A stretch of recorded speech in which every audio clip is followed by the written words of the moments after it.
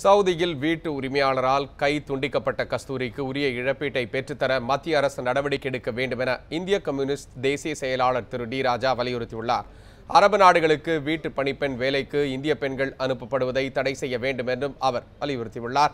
இது தொடர்பாக நியூஸ் 7 தமிழுக்கு அவர் அளித்த பிரத்யேக பேட்டியை தற்போது பார்க்கலாம்.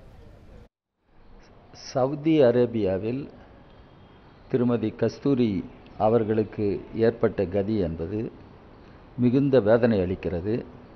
இது கண்டனத்துக்குரியது.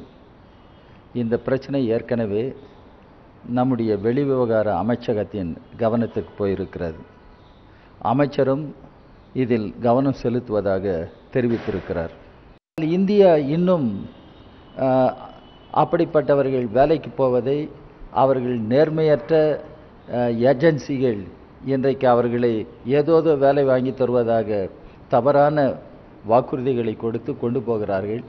அங்கே போய் இவர்கள் இப்படிப்பட்ட கொடுமைக்கு ஆளாகிறார்கள். எனவே இன்றைக்கு திருமதி கஸ்தூரிக்கு ஏற்பட்ட இந்த கதி வேறு யாருக்கும் ஏற்படுவது கூடாது.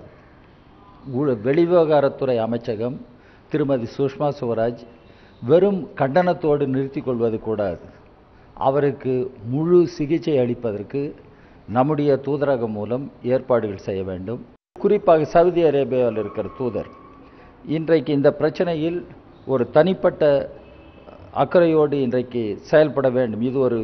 இந்த பிரச்சனையை நாம் எப்படி தீர்க்கிறோம் என்பதை பொறுத்துதான் சவுதி அரேபியா மட்டுமல்ல அரபு நாடுகளில் இருக்கிற ஆயிரக்கணக்கான பெண்மணிகளினுடைய பிரச்சனைக்கு ஒரு தீர்வினை காண முடியும்.